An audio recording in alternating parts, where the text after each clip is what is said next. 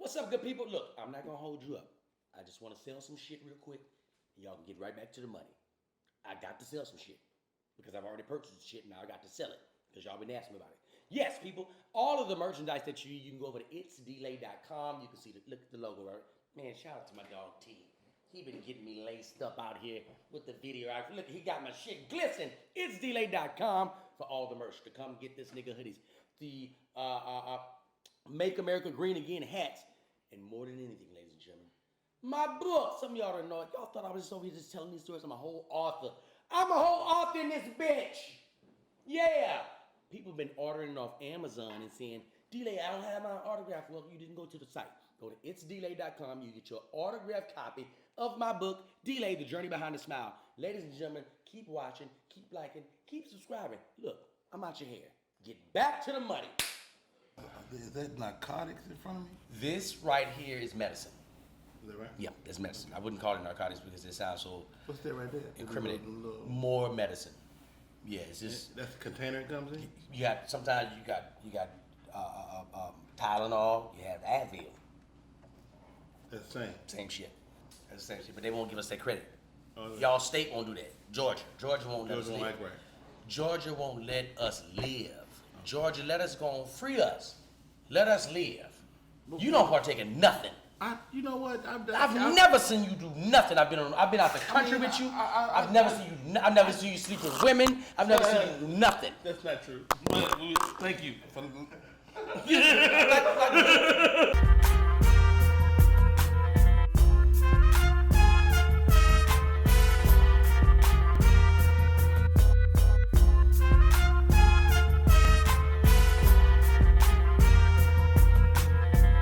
T, moment of honesty. This nigga's the Joel Osteen of this nigga's the Joel Osteen of comedy. He's clean. He's clean. I'm close. You have no scandals. No. He's scandal free. I've come short of glory. See, that's what see that? See, that's what they would say. Ladies and gentlemen, welcome to another episode of the D-Lay Show. I have the brother that I've been telling y'all I was gonna get in the studio. I was damn near begging this man. I was about to go pull up on him and say, hey man, listen, I'm outside your house. Come on. I need this. I need you on the If show. I knew I could have waited one more day, He was trying to wait. He said when he said free all day tomorrow, I said, hey T, I don't give a shit what wedding you got to film. Them bitches gonna be together forever. I need you tomorrow. I got Rodney Perry in the house, ladies and gentlemen. Rodney Perry in this thing. Hey man, thank you, brother. You know the reverence I hold for you in this game of comedy. This is the thing, D-Lay. I've been quarantining so long. When you said I had to come somewhere, The text message, I said, hey man, 2 p.m. tomorrow. He said, wait, I'm going somewhere? I said, yeah. I got my setup in the house. We could have done this at the crib. Rodney, yeah man, I want you to come and just do it. I don't even know what Johns Creek is. Most people don't know. It took me a long. This is beautiful though. How about this? They shot the PGA over there. Right over there. Right down the street. Okay. PGA Tour. That's to let you know where you at. Okay. I let the door stay wide open last night. Just because. I knew it I was bet open. you slept in the doorway. I knew it was my son was there. My son slept there with his head to the door. Outside, looking at the stars. Ain't shit happened. Ain't nothing happened. Ain't shit happened. He's still okay. In Johns Creek. Come on, dog. T.I. stay right around the corner. T.I. T.I. down the street and around the corner. Tiny husband. They there. Both of them there. Get out of here. Yeah, they there. Cutting albums and shit in Johns Creek. What they doing? Cutting albums. And shit. And shit. And shit. Hey, bro. How you doing, man? You I know what it feels like to be out for the first time after being quarantined for a while. And this is your first time being this far away from home? I've been out, but I haven't done one of these, like a podcast or nothing. I ain't done nothing like that. Right. I usually, pull up a phone, be like this, hey. Right. And so, yeah, this is. You've been tutoring. You've been doing some teaching. Like I saw you with Tootling? Yeah, you've been tutoring and teaching. And I like that. Like it shows different facets of you as an entertainer, as a personality, because most cats, they don't think about like, I see something. Let me try to shape the youth. Let me shape the next generation of comedians and entertainers. And I see you doing that. What's bringing about that? What brought about that? Well, I wanted to do something with comedians, and it occurred to me that comedians were whack. In general, just in general speaking, in terms of spending some of your hard-earned money to further yourself, we kind of don't do that. No, we don't. And we most of us elect to figure it out. And so my buddy David Arnold has a class out in L.A. Yeah. And I didn't, even though we wouldn't be in the same city. Art of stand-up comedy. Yes, I didn't want to step on his toes because I'm better than David. Okay. I'm better than David. I want him to see this. David, Rodney says he's better than you. No, but all jokes aside, David, he has phenomenal class, and he's got so many great comics that have been through his class, and I didn't want to do that, so I went back to my roots. Before I did any stand up, I did improv, and so I decided to do an improv workshop. And Terry J. Vaughn had a coffee shop, and I would go in there on a Tuesday afternoon, and whoever showed up, we would play improv games.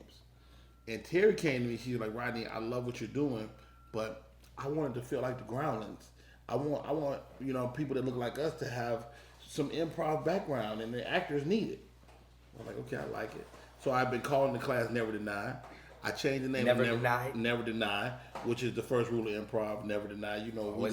live by that. Agreed. And so I changed it to Never Deny Next Level and started pushing up the road, man. And it's been a business. Another business, another stream of income, and it's been great to me. Where is it? Where do you see it going? Like, is it on a level of a Groundlings, a Second City? Is that what you looking at? I don't have the infrastructure. Just to be completely transparent, I don't have the infrastructure for that, and it's all driven by me. And long as it's driven by me, it could never be that. Right. Because people want to, me to teach their class. Right. And so the celebrity of it comes into play and whatnot. But maybe when I'm done traveling the world and telling jokes, it might be a viable business that I turn into something like that. Speaking of traveling the world, I was in Germany with you, and I bought some ass. Okay. In the red light district. Good for you. I didn't plan on buying that ass. I mean, if you're in the red light district, that's kind of your goal. But here's the deal. I was coerced into doing that. Indeed. Taxi cab guy did it. Now, Rodney, if you remember, it's Tommy. Rest in peace, Tommy Virgo. Rest in peace, Tommy Ford. Tommy Ford. Bill Bellies. Who's got jokes? Rodney. These are the celebrities. These are the celebrities. Yeah, a few other people with it. And it's Sean Larkin. It's K-Dub. It's Cheryl from New Jersey, the female. She was an older female. I don't remember her at all. She was a female. I'm going to tell you why I remember her. You have D Keys. You have Lav Love. D Keys brought his wife and she was getting on his fucking nerves. Really? Yes. He should have won the contest. See, when I left, I didn't know what happened. I didn't know what even transpired. He should have won. So to paint the story, and I want you to jump into the story after I pass it off to you. We're in Kaiserslautern, Germany. And we're doing Who's Got Jokes. And, throughout the day, you kind of have the time to do what you want to do. Indeed. So I said, I don't like to bunch up with people. We Virgos, we're gonna do a little solitary. A little solitary. So let me just move on my own for a minute. Right. So I actually want to go do some shopping. So when I got into the cab, my man was like, "Brother, where are you going?" And I was like, "Oh man, I want to get some shopping done." And he says, "Really?" And I'm like, "Yeah, I want to get some shopping done." Yeah. I know what you want. So I was like, "Okay, well he gonna take me where the Louis Vuitton at? Go and take me." So he takes me down this street, and as soon as we go down the street, I see women in the window. Like these women are like in the post, right. like mannequins, but they're real women. They're real women, absolutely. And I said, "Oh my gosh!" He says, "Brother, go. The whole street." Did he sweep his hand like go. that?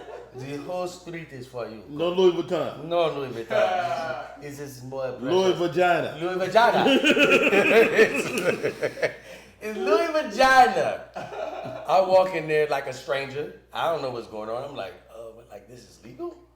Oh, very, very, very legal. And they were like, it was like, yes, like $70 for this lady, $70. Now, Rodney, keep in mind. Not just that lady, for what she would do. What she would do. Yeah. And I said to myself, I have $1,000 US on me.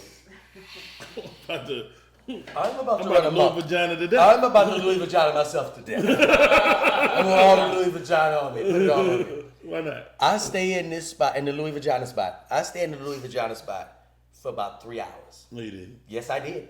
And I spent Because each occasion was an hour. Different. Yes, it's an hour. It's an hour. It's an hour. But I'm a dog. I'm a goddamn dog. Yeah. I'm ready. I'm ready You for in this. shape. You was ready. Come on, man. Let's get it. Like the Olympics. I'm bad boy in this thing, man. I've been punching meat. You know what I mean? In the factory. I'm in this motherfucker punching meat in the factory. I'm ready for it. Right.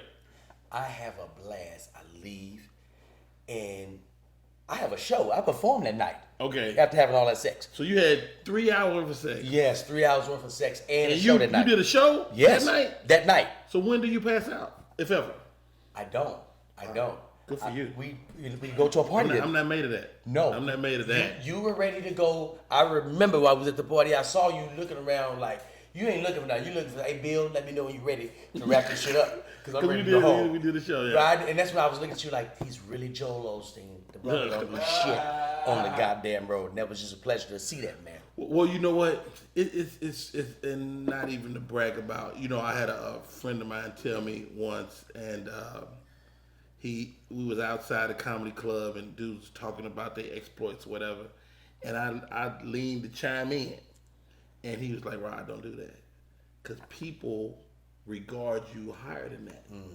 Like people need to look at you and think, at the very least, even if you're not squeaky clean, they need to think that you are. Right. You know, and you know, as I go on my journey as a man, as a navigate this life, being married 25 years this year, you want to, we all fail, at moments, in our lives, but, I've had to learn how to become a husband. I wasn't a good husband at the outset. I just didn't understand. I had no picture. Seen it, right. Had no picture of what that was. Right. And so I've learned over a quarter century, and my wife has been kind enough to stay with me. Bruh, that's dope. That's really dope. But I've asked you this before, but it just still fascinates me. You have been in the mix and on the road with some of the biggest dogs in the game. Shout out to Cat Williams. He's about to go back on tour. Run another Virgo. Good for him. September 2nd. September the 2nd. You said you knew him when he wasn't the figure that we see now? We was all Rudy Poops. We was all, when Cat, Lunel, and I are in the Bay Area, we're all in the Bay. So we had come from different ways. Of course, Lunel is a Bay Area icon already. Right.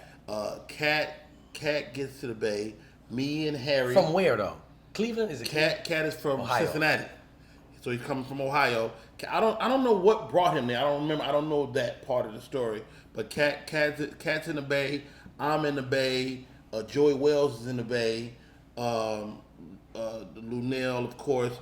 Mark Curry. Harry and I was in the Navy. Oh, Harry was in the Navy. Yeah, Harry and I predate all of this. So Harry took orders to the Bay Area, and I take orders behind Harry like a month later. But y'all not doing comedy though. We doing comedy. Oh, you're doing comedy. We already. So you started in the Navy? I started Harry. I was doing comedy. I ain't never told you this story. So I'm doing comedy in the Bay. I'm sorry, in New Orleans. Okay. New Orleans. I was stationed in New Orleans, my first duty station. I'm stationed in New Orleans. I get there. I'm like, I got to get up on stage. So I go do a gong show, get gonged.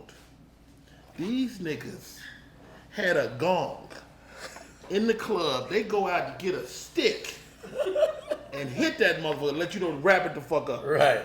They gong me. I'm sitting at the bar soaking in my gong and shit. And I'm a dude like, nigga, you still here? Ha! God damn. So I quit. That's the only moment in my career I ever quit. I quit that night. I was like, fuck this comedy shit. I had already tried to do it in high school. What's the audience like? What is this gong audience like? It's niggas that don't like me. It's a room It's a good room? It's a room full of niggas that don't like me. Cause especially the one nigga that hit the gun. So I get gong, I quit. Not 2 days later, I meet Harry. and it was a room, and our barracks was like a dormitory.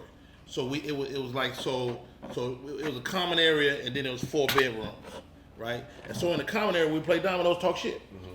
I walk into the common area, Harry holding court, and him and this Marine named PW is sitting there playing dominoes. Harry ain't saying nothing. PW talk, oh nigga, you ain't shit. You ain't shit, stupid ass mother. You dumb ass nigga, fucking hoe ass, knave ass nigga, talking shit. Harry don't say nothing. The room is crowded, it's packed. Harry looked down his hand. He hit like 25. He said, nigga, if I was your dentist, I'd throw a cherry bomb in your mouth and say, fuck it. The place exploded. And I'm like, dog. I said, come here. I said, come here. You a comedian. I told him, I said, you a comedian. That type of shit don't come out of regular people's mouth. You're a comedian. I need it. He's like, what you know about? I just quit. Right. 2 days ago, I was a comedian. Nigga, I quit. And me and Harry. 2 days ago, I was a comedian. Me and Harry, we embarked on our career together from that point. We was a team. Harry writes for Rodney Perry, Ratchet and Rod, Comedy Explosion. Nigga, we used to make up jokes. We had some of the foulest, dirtiest shit. Like we had a joke. It was called. The premise was, what if you could take your dick off? Detachable dick. If you had detachable dick, cause I think Lorena Bobbitt that happened or something like that. And this guy should have been able to take his dick off. He could have replaced it. So we come up with Donnell's Dick Emporium. So, this nigga was literally selling dicks. That we get our first. Donnell's Dick Emporium. We had a gig. We had a character. So we would work together. So we had one character. So Ricky Smiley had Lil Darryl. Right. We had Lil Darryl. Harry would play Lil Darryl, who was handicapped, but I would be his voice, and I was real cool. So the nigga, just brilliant. Make yourself like handicapped. Oh yeah, baby girl, how you doing today? And then the nigga, he doing that, and I'm his voice, inner thought, and nigga walk around the room. But he hated it. Harry, Where are you? Are you off the stage? We're still in New Orleans. I'm off stage. Oh my gosh, that's killing. It's killing. But it was so dirty, man. We was so dirty, and that was the beginning. So we doing comedy in New Orleans. It ain't nothing big, people like Hope Flood would come through town, and we would get to see them. Wayne Robinson was our OG, a guy you've never heard of, and that was a great times. We in our 20s, we college age, right? But we got cars and money. So we privy to 10 colleges within driving distance. Right. Suno, Dillard, Xavier, LSU 30 minutes away. Right. We are running amok in New Orleans. Right. We killing. And if you can buy a girl some pizza, you winning. I'm P. Diddy. I'm motherfucking P. Diddy, nigga. Get us some pizza. Hey, what you eating? Get her whatever she want. I'm not. We do 2 slices, bitch. 2 whole pie for you. So Harry get orders to leave. I'm like, where you going? He said, man, I think I'm going out to California. I'm like, nigga, me too. I said, we gotta get to LA. Cause we know we want to do comedy. Right. But I'm really inflicting my comedy shit on him. Harry don't want to really, but Harry is good. Right. But he don't love it like I love it. So now we a team. Harry go out to California. He get there. I get there a month later. Harry ain't been on stage or nothing. I'm like, nigga, what the fuck you doing? Nigga, we go up that night. Right, the period town. We go up. Nigga, I go up the end zone. It's a Raider bar on High Street in Oakland. Anybody know Oakland, you know what I'm talking about. This motherfucker is populated with people that will hurt you. I had no idea. We just telling jokes. Rick Sullivan, that he ran that room. It's populated with people that will hurt you. Rick Sullivan ran the room. I meet J-Dub there. I meet Joy Wells, Mondale, Mondale was the first of us to get on Def Jam. The female? No, Mondale was a guy, and he still walking I'm around. about Montez. No, Montana maybe. Montana, excuse me, sorry. But Mondale was an Oakland comic that he should have been gone, and his window came and went. Right. You know, no disrespect to Mondale, but he was dope. So we walk in and we go to Rick. You know, Rick. You know, we here to get spots. You know, we just moved to town. He's like, all right. Hold on, brother. That snoring. That nigga sound like me. I know I went out for a little. I shit! I was snoring. Yeah, Nice out one, here. nigga. You was out here. You was like you snore like what my CPAP? Yeah, He was in one. I was about to check his Man, neck. your ass was dreaming, nigga. Check You his was in neck. that But the boy was out of there. All right. Okay. When I opened my eyes, what the fuck am I doing here? Why is D-Lay right here? I'm What the about to fuck? experience. That's fine. Okay. So, Joey's there. We there, and so we go to Rick. We're trying to get up. Rick like, look, I can't put both of y'all up. I put one of y'all up tonight. I was like, all right, like, Harry, you go. He said, no, you go. I said, okay. You supposed to send it back. You supposed to sit it back. We laughed about that to the next day. I said, nigga, I gave you the first look. Right. And nigga, once you send it back, nigga, That's they it. never coming back. Right. So we were a comedy team for a number of years, and that was the beginning. 98, I moved to LA, packed up my family, moved to LA. You know, it was. You have a presence on the comedy scene at all when you moved to LA? I was cold in the Bay. Okay. I'm like one of the most sought after. Me, Cat, we all the top tier comics in the Bay. Right. You know, Bo P was gone. You know Bo P? Yeah. Bo P was ahead of us. Stab. So, No. That's Detroit. Bobo Lamb. That's Bobo Lamb. I'm sorry. Bo P from is here. Mississippi. Yes. Yeah. And so Bo P is in the Bay too. So Bo P, if we juniors, Bo P is senior. Okay. Matter of fact, Bo P grown. Bo P just moved out in real life. He just got his first apartment. You know. So 98-ish, 97, late 97, Cat moves to the LA. Cat moves to LA, nigga takes LA by storm. No Friday. This is way before Friday. Nigga, Cat took LA by storm, nigga. With the same shit we had been doing in the Bay Area. You know, he pushing the grocery cart, all that shit. Right. He had been doing all that shit in the Bay. And all that stuff he had cultivated in the Bay. And so when we come to LA, like all the music business stuff that he was doing, that shit was just ripe for LA. Right. And he hit fucking LA running. I want to say before a year, Cat had hired and fired every agency in LA. Every agency. I mean, the dude was hot. So, and this is early. This is before the movie. Okay.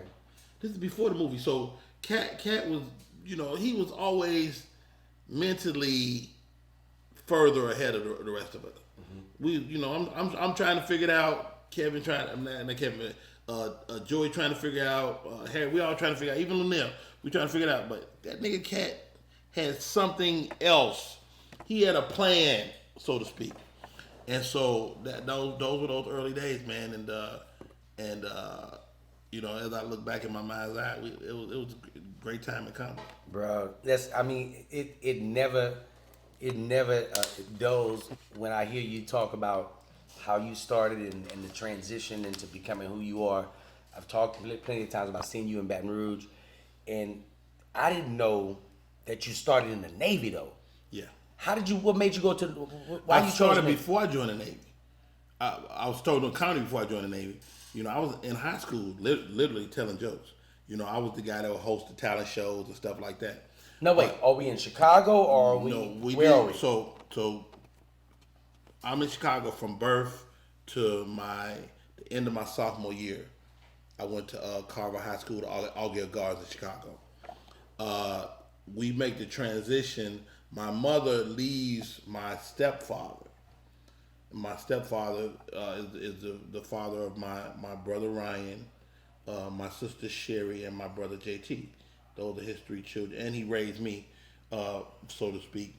He was very abusive to my mother, and my mother caught me with a wrench. She was like, "What you gonna do with that?" I said, "I'm gonna beat him in the head." She said, "You gonna beat him in the head? What if he take it from you and beat you to death?" I ain't think that far. And he was a great provider, so I think my mother had ever considered leaving him until that moment. So she caught me with the wrench. She took it from me. She was like, "It's gonna be okay." And when I tell you, when my mother moved, nigga, she moved. We emptied that house out, and we was in Louisiana a week later. What part? Monroe, Louisiana. Monroe. That's 30 minutes from Grambling. 30 minutes from Alexandria. About 45 minutes. Yeah, I know Alec well. Peabody High School. Peabody, yep. Yeah, we played them football. So we in Monroe, and I joined the Navy because I had a baby coming. My oldest daughter, who's 32 now. When I just didn't want my mother to be taking care of me and mine. Right. And I remember I was going to work at Walmart. I'm walking in a hot ass. What you doing at Walmart? Nigga, I did everything. But I was the head of household chemicals. Some fancy ass goddamn title. I'm the head of household chemicals. AKA the fuck is that? Tide and bleach. That's Mr. Tide and Bleach. I was tired of bleaching their ass to death and finding them cups of snuff on my counter. That shit would piss me off. Bro, you got a rich ass history. You, like what? I've seen you in movies. What a book at? I got a book. You have a book? I have a book. It's called Rodney Perry Moments on My Journey. I wrote it post-stroke.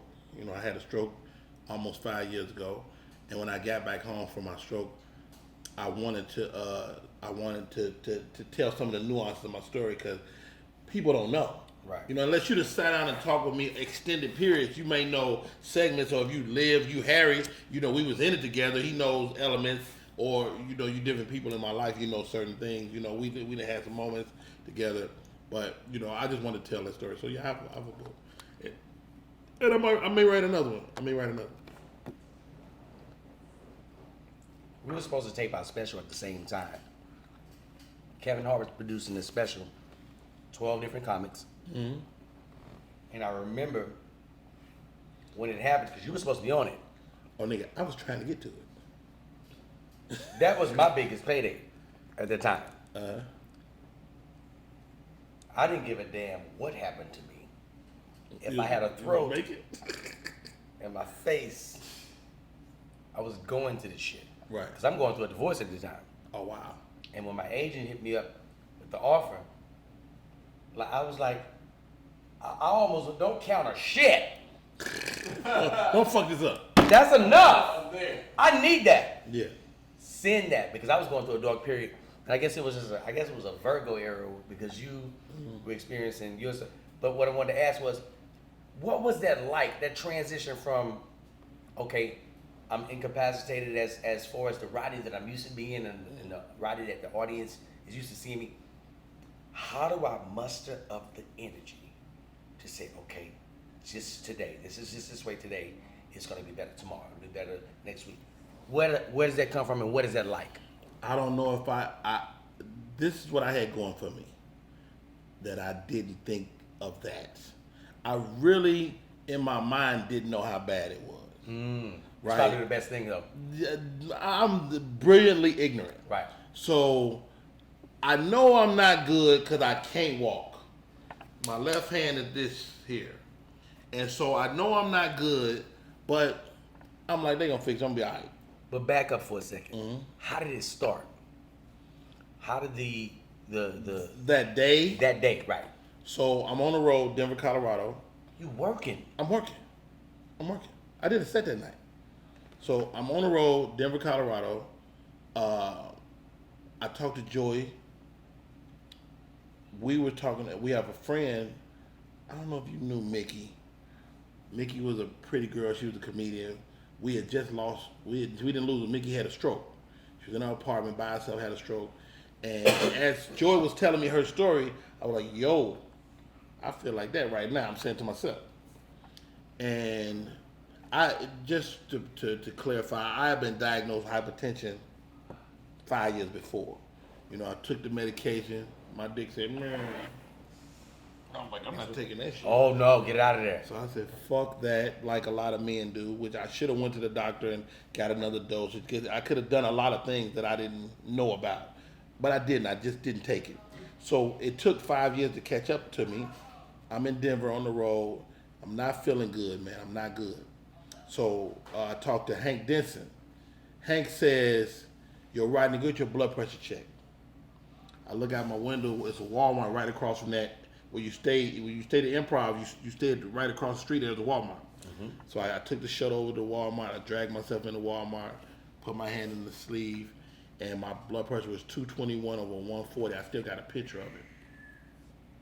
I don't know what that is. That's a lot. That's fucked up. If you're a car, you overheat. Oh, okay. Yeah, okay. It's bad. So you 120 over 80 is where we live when you're healthy. I'm 221 over 140. You know what I'm saying? That's a big difference. And so I remember having this thought. I said, if I'm going to die today, I want to die on stage. So it was a couple hours of showtime, got through that, and I went over to the Improv and did 2 sets. And I told Ryan, I was like, man, I'm not good. We're going to go to the emergency room after the show. Because Ryan was featuring for me that night, my brother. And so he took me in. I walked into the emergency room, and I didn't leave there for like 70 days. ICU for 8 days. I actually had the stroke at the hospital. If I go to the hospital when I check my blood pressure, I may not have the stroke. They got medication that can bust a stroke nowadays, but I mean, you know something's wrong though. It's bad. It's bad. I know it's bad. I thought they'd lower my pressure and send me home though. To be honest, you know, I've dealt with blood pressure issues before, so I thought they would lower my pressure and I would do. And I'm still trying to finish my weekend because I want my money. Right. You know, and I had that book that gig you talked about. I had that book, and I was telling my doctor, I was like, yo, I got a show in like 3 weeks. Y'all need to get me out of this motherfucker. I got a show. And they're like, okay, but they really was saying, nigga, you crazy. There's no way you're gonna make that show.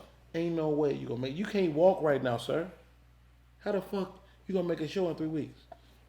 In my mind, I'm gonna make that show. And how about this for a little piece of irony? So Bill and them came out to see me.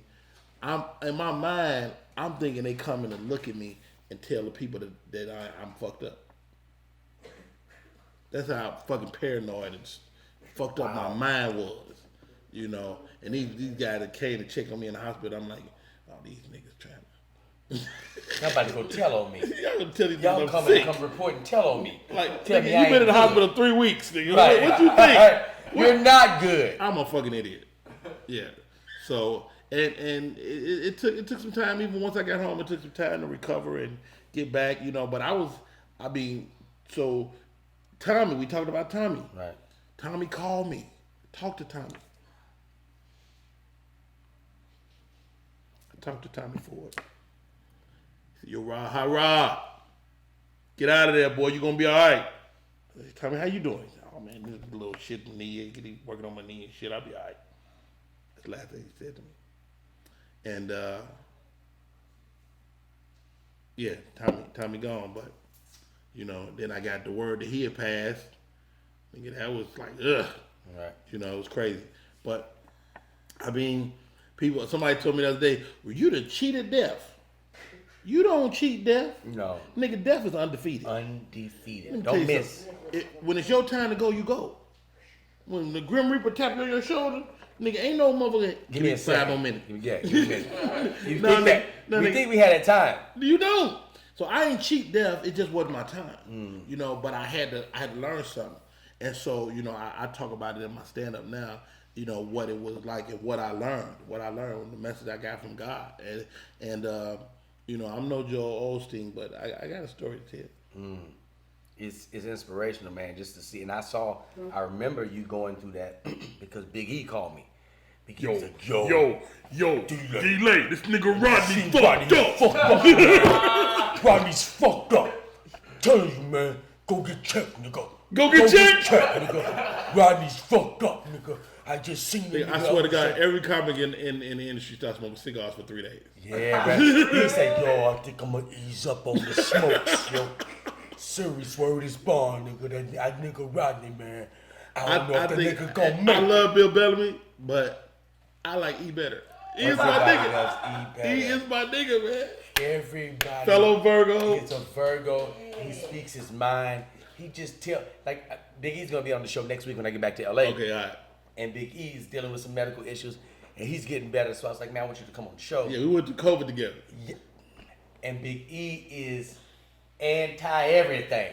Right. He anti-everything. He called me and said, yo, nigga. Now that's when he loves you. Yeah, that's real shit. Yo, nigga. I called your fucking phone, and I got some fucking bitch ass greeting talking about call me back You made me on call my this nigga. communicating apparatus. Call me, nigga. I'm like, what the fuck is going on? A little Now graphic. here's the deal. I know he don't want nothing. Nothing. I called him back. E, what up? Hey, nigga, what you doing? Nigga, I miss you. Nigga, you got my message? Yeah. Nigga. Hey, Bill Bellamy still ain't paying me enough. Nigga, when you gonna blow? When you gonna blow? Nigga, I'm going with you, nigga. I'm going with you. I'm leaving the Yeah. nigga. And he just got an energy, man. Like you Yeah. gotta know him to love him. Yeah. You gotta know E to love him, man. That's we always talking Bun about that Virgo thing, but that's a real thing. I really believe that energy. What day is your birthday? September the 17th. Oh, that's right. So we in that same little 15, 16, 17. Yeah. Yeah. I went to the Dominican Republic for my birthday. Is that right? Yeah. I went.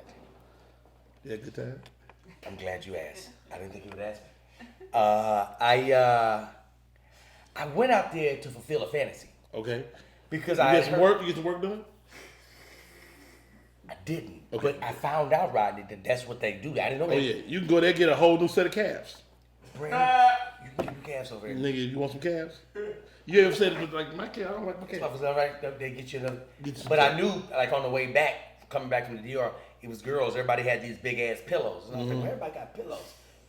And I was like, Or they got you see somebody in the chair, they got their ass the down. other way? Oh, they in that thing with their knees. They in that cocked up. They with this right here. The whole flight. Right. That right here, right? The whole flight with their ass out. Yeah. Right, and you looking at them. Yeah. You right here How you talking doing, to sis? people. Hey, how you do? You have 7 hours. You were in there doing that thing. So I went to the DR, and I wanted to. I felt like Eddie Murphy. I'm coming to America. I was like, I gotta get this off of me. You gotta find yourself. It's here in DR. You knew it. I knew it. Let me tell you, What can you find a woman fit for a king? where can you find a goddamn in the DR? DR. When I got there, you ever got somewhere and you feel like I'm richer than what's going on? This is why I should live forever. I felt I was Your richer. U.S. currency is worth Also- millions. See, that's what I'm on right there. I'm on. I felt like I was richer than everybody in the DR when I landed. You was. So let me tell you what I did. There was a line. You know, when you get in, you got to go through that. That's a long ass line in customs. I walked all the way up to the front. Let me tell you why I did that. First of all, my luggage was fancy. Okay. If you got fancy luggage, people respect you. Excuse me. They're like, I need to move. Go ahead, sir. I walked past everybody. And I walked right up to the front. And this dude, white dude, just stepped to the side. He looked at my leg. He said, nice bag, bro. I saw him. See, I'm supposed to be up here. I got up there, and the lady says, Nice bag, bro. you're next. Walked me past everything. So I said, this is going to be a great trip. Now, let me tell you why I'm here. Okay. There's beautiful women that I've heard about. Mm-hmm. There's beautiful women that I've seen on the internet. I know they're there. I know you're here. I know it's my rebirth. And I'm here. And all of you are for me. All of you. All of them? Yeah, all I can take. Everything that I can take. You put 3 hours in Germany. I know you're gonna kill him in the Dominican Republic. I got 7 days out here. You gonna kill him. I have 7 days. Right. I don't know nobody. It don't matter. You by yourself? Worldwide lane. Go long. Who travels to the Dominican Republic? Only a Virgo would go to another country by himself. Don't speak the language. You speak Spanish? I got a few phrases. Okay. I got about 8 phrases that they can get me by. Gotcha. You know what I mean? If you try, I could play with you. But if you try to get too extensive, more than 4 minutes of talking Spanish, you got me. I'm out of there. I tap out. I was bullshitting. I ain't got no more. Hola. I'm out of there. So I said, let me go to an ATM to get some money. Because money, it talks everything. Let me go in, and I'm getting y'all money. That means I got a lot of it. $1 billion. I got $1 billion in the DR. You Bill Gates. I'm Diddy Gates. I'm Diddy Gates in this bitch. I'm going to the ATM, and this dude sees me, and I just look like I'm not from here. And he was like, hey, bro, where you from? I was like, LA. He was like, what you doing around here? So I'm just visiting. Who you with? I said, I'm by myself. He was like, can we take your kiddies? He says to me, hey, man, what club you going to tonight? I was like, I don't know. Let me know. He was, you know what? I know what you need. He pulls out his Instagram. He says, you like her? I said, yep. Switch to another. You like her? Yep. Yeah, let's stop. I like everything you're going to pull up on your phone. Guaranteed. Okay, I see what you're doing. Bring him. He says, what do you do? I said, I'm a singer. See, you never tell them who you really are in another country. Okay. It's your chance to be whoever you want to be. I was a blues singer. So you want to be a blues singer? I'm a blues singer, yes. I'm a blues singer. What type of music? What type of? Oh, down home blues.